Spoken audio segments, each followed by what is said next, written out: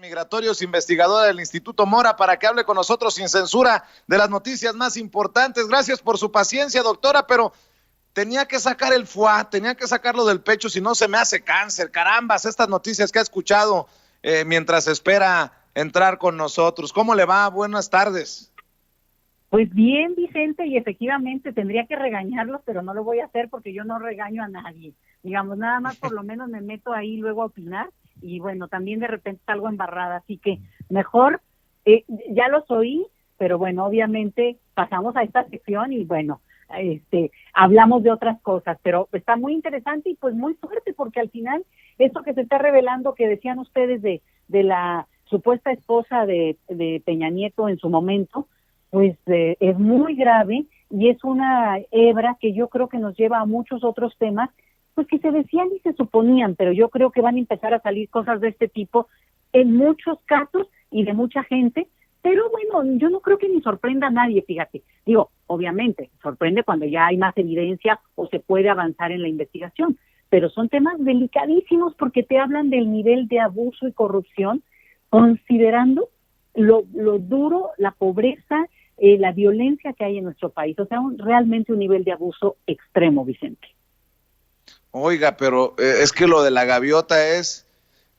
insultante y lo que le sigue, que le dieran a una empresa del yerno de Salinas de Gortari la exclusividad y después que se mochara con las hermanas Rivera. No, pues todo está mal, todo estaba mal con Peña Nieto, estaba peor de lo que nos lo imaginábamos. Algunos le mentamos la madre, otros lo criticaban, otros lo analizaban, lo investigaban, pero ya que estamos poniendo a Lozoya, a la Gaviota, a la Casa Blanca, Virgilio Andrade y Videgaray y el Chino Chong, 1,000 millones se llevó, dice el fiscal general de la República, Alejandro Gertz Manero, que 1,000 millones se transó Tomás Herón de Lucio, el que debió de haber investigado la desaparición de los 43 normalistas. Todos se salieron con a manos llenas, doctora. Ya no sé, me cansé de buscarle adjetivos a todo esto. No, y fíjate que no cómo nos hemos estado quedando en la pura superficie porque estamos con que si la corrupción, que si los salarios altos, que cuál debería de ser el límite, esa discusión que nos ha dejado, digamos, horas y horas de hablar al respecto, no tanto ahora, pero que se ha mantenido durante mucho tiempo, y centrar mucho el tema del abuso en esto que pueden ser los privilegios a nivel laboral, ¿no? Que si tiene asesores, que si tiene lujos, que si tiene carros, y realmente, Vicente, te das cuenta el nivel de absurdo, porque estamos arriba de lo que es realmente una pirámide de abuso que nos debería de sorprender ahora que se está viendo, porque, como digo, nos hemos quedado en la superficie creyendo que esa era la corrupción, que ya de por sí lo era y ya de por sí enojaba, pero cuando empiezas a ver esto y a ver dónde están los 1,000 millones de esto, 1,000 millones por acá,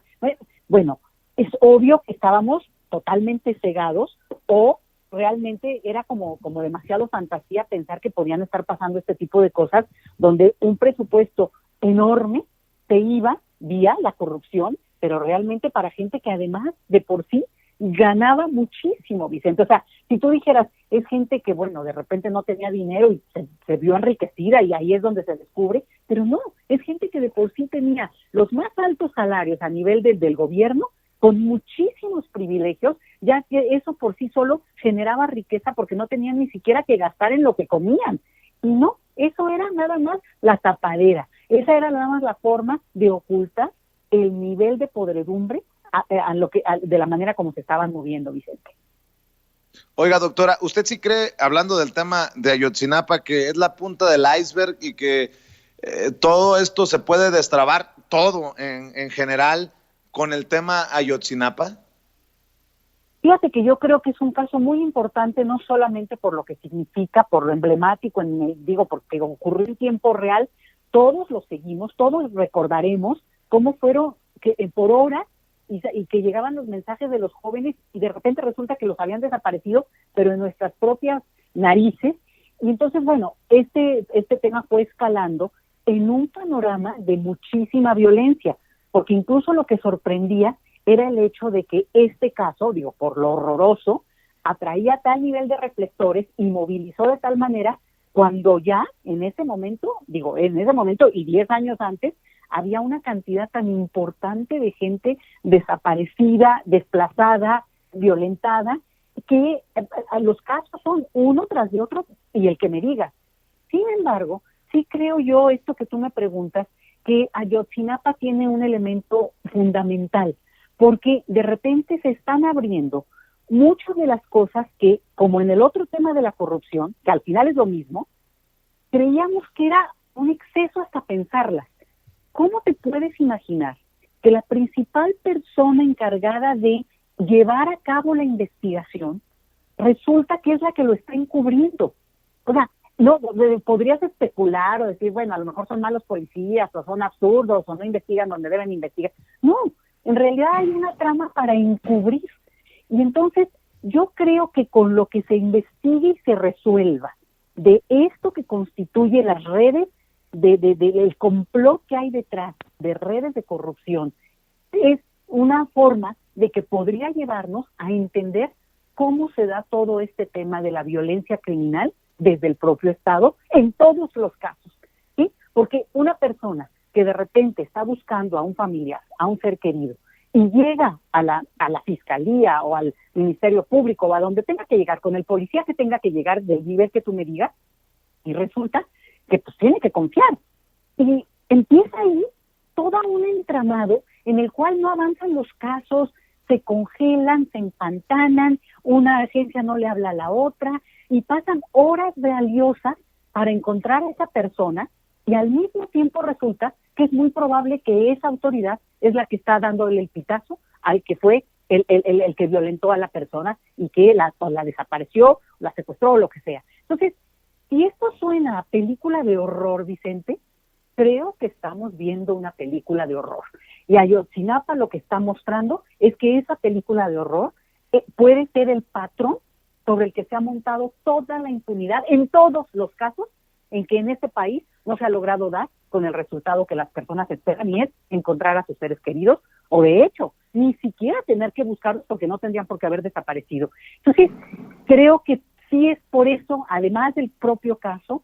un caso que hay que seguir con mucha cautela, porque puede ser la clave para entender absolutamente cómo se han dado este tipo de casos en su proporción, a lo mejor en el número, pero de la violencia simbólica y efectiva y directa que ha habido contra la población en este país, Vicente. Doctora, y si me permite, déjeme preguntarle su opinión, porque se vienen las elecciones en Estados Unidos y mucho se habla de Donald Trump y de lo malo que es el otro candidato, Joe Biden, que de los dos no se hace uno, pero en medio está el voto latino. Por más que los demócratas se quieran hacer los buenos de la película, sabemos que tienen sus esqueletitos en el closet. Donald Trump, por un lado, quita el TPS, por otro lado, hace un grupo de poder hispano en el que incluye a un mexicano como Eduardo Verástegui. ¿Usted cree que el voto latino nos va a dar la sorpresa en estas elecciones en Estados Unidos y que incluso podamos muchos celebrar desde el extranjero, en este caso desde México, el valor que puedan tener nuestros paisanos que sí pueden votar allá en Estados Unidos? Mira, la elección en Estados Unidos es muy extraña. Estamos presenciando también un momento muy importante, interesante, porque ahora sí que los ciudadanos estadounidenses los están tratando como a cualquier otro país del mundo, siempre como que con esta idea de que la democracia más pues competente, vamos a decirlo, ¿no? Que tenía una funcionalidad y que podría llegar quien fuera, pero al final de cuentas se movía la maquinaria democrática, ¿no? Bueno, pues ahora resulta con esta revelación de Donald Trump de que si pagaba o no impuestos, si no los pagaba, bueno, pues también dónde estaba la autoridad, esos, no es lo que serían, digamos, autoridades de Hacienda, bueno, lo que sería el equivalente en México, que estarían investigando y siguiendo el cumplimiento del pago de impuestos. Pero lo digo porque de repente escucha algunos comentarios y siguiendo redes sociales y buscando información en muchos ámbitos, de que la población latina ha tenido un giro importante en apoyo al candidato republicano por muchas razones, que no me quiero meter ahorita en eso, pero que realmente lo que estamos presenciando es como un reacomodo de mucho de esto que tiene que ver con cómo se ubican los ciudadanos respecto al poder en ese país. Y en ese sentido, se esperaba la sorpresa electoral en el 2016, y los latinos no la dieron. Los latinos, otra vez, volvemos a esta denominación que también es muy perversa y habría que redefinir mucho, porque al final de cuentas se unen grupos de muy distinto tipo, ¿no? Pues de cubanos, puertorriqueños, centroamericanos de varios países, obviamente, y más del 70% mexicanos. Entonces, enfocándonos mucho más a la parte de los mexicanos, bueno, es muy interesante el papel que jugaron y que no jugaron en el 2016 como se hubiera esperado, y el que se puede jugar ahora en esta elección. Y sin embargo, por eso hacía alusión a los cambios que ha habido, te puede sorprender que también hay grupos muy conservadores entre los propios latinos, insisto, como denominación muy general, y que al final son quienes podrían votar en algunos lugares favoreciendo a ese grupo republicano, que al final, bueno, representará a Donald Trump, pero es toda una elección en cascada, ¿no? Porque vienen otras denominaciones que también ganan o salen del juego político. Entonces, no sé cuál sea la sorpresa, Vicente, y me preocupa, porque lo que yo he visto es que ha aumentado ese porcentaje de voto que favorecería a los republicanos desde los latinos, que son, porcentualmente hablando, no llegan todavía al 20% del total del voto total digamos de los electores estadounidenses, ¿no? Pero son muy significativos, sobre todo en lo que les llaman los estados bisagra, donde ha crecido la población latina que podría eventualmente votar. Entonces, creo que va a ser una elección muy interesante. No hay que perder de vista a estos electores, porque sí pueden dar la sorpresa, pero lo que hay que ver es cómo la van a dar, Vicente. Y ahí es donde hay que tener atención y entender también por qué podrían estar favoreciendo a un voto que uno podría pensar es contrario, es contra natura, casi, y sin embargo, creo que aquí se revela algo que yo lo he pensado hace mucho, pero bueno, es toda una discusión que se da en la ciencia política, y es esto de denominar la identidad política de las personas en Estados Unidos por adscripción de origen nacional. Yo creo que ahora está mostrando más que nunca que es un error, y que en realidad la adscripción más elemental es por clase social, ¿sí? O sea, que tú podrás ser muy mexicano, pero tus intereses y tu condición y tu forma de ver el mundo sí está muy sesgada por tu pertenencia en términos de clase social. Y este tema que te he comentado, del el pequeño giro que se empieza a observar en términos estadísticos hacia los republicanos de parte de los latinos, bueno, tendría que ver con esto. Entonces, pues, a observar esa elección, Vicente, y hoy a ver el debate, porque va a ser muy interesante qué ocurre y de qué manera le da la vuelta uno u otro candidato a lo que podría ser ya un sesgo hacia el resultado electoral en un mes. Oiga, doctora, antes de que se me pase, quiero escuchar su opinión, si me permite preguntarla, sobre estas incongruencias que hemos visto ayer, sobre todo, en las manifestaciones feministas sobre el aborto, en la toma de la Comisión Nacional de Derechos Humanos, pero sobre todo ayer, que hubo enfrentamientos de manifestantes con policías mujeres y con agresiones y ofensas como gatas. Y bueno, no voy a repetir todas las agresiones. Para mí es incongruente que mujeres agredan a mujeres cuando salen a protestar por el derecho de las mujeres, que mujeres escupan a mujeres, que mujeres discriminen a mujeres. En fin, ¿me puede dar su opinión acerca de esto que ya pareciera haber cruzado una línea de, pues que no me da mi sentido común, mi lógica, doctora? Mira, Vicente, yo no fui a la marcha ayer, y entonces no tengo, digamos, no puedo constatar, no me constan ciertas cosas, pero independientemente de que no me consten de ayer, he visto videos, he visto imágenes en las que se agrede efectivamente población civil, mujeres, además jóvenes, que agreden directamente a las